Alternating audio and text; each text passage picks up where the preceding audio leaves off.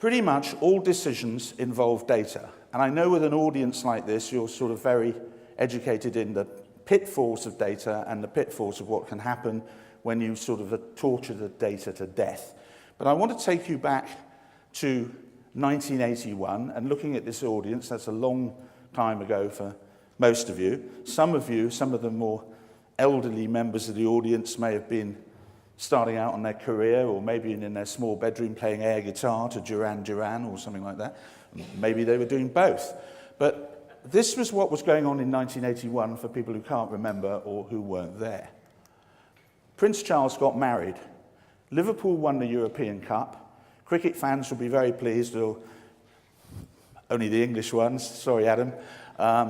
Very famous cricket Ashes series where Botham had some remarkable results, and the Pope died. Let's just spin forward a little bit to 2005, and I think you can kind of guess what's going to come next.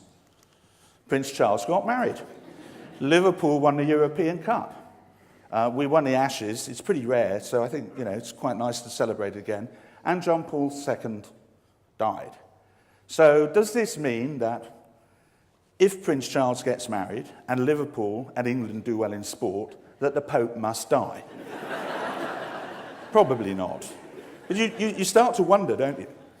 Now, this is a really simple example of where we have a tendency to find patterns aren't there. And my good friend Paul Craven is here today, and he's got a great library of pictures which show where we look for patterns and we see shapes.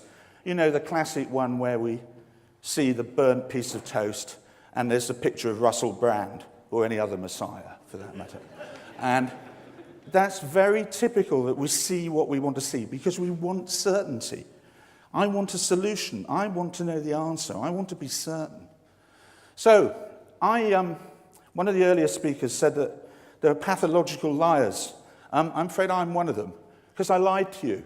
No Pope died in 1981. In fact, it was in 1978. It was a year of two popes, Paul VI, and then John Paul I, who was only Pope for 33 days. But when I was preparing this talk, I thought, well, three things together look quite good. But if I put in a fourth one, it kind of really looks good now. It looks even more impressive. And there is a tendency for us to fill in gaps, put in data that's not there, and we also don't have a good memory of the past. We always think that the data's always going to be available, and we think in this digital age that will be true. But it's still amazingly difficult to find, from my background, say, economic data that goes back to the 1960s. Some of the data series are just simply not there. And so within a lifetime, you wonder if this data is actually being kept. So that's the sort of cautionary tale on data.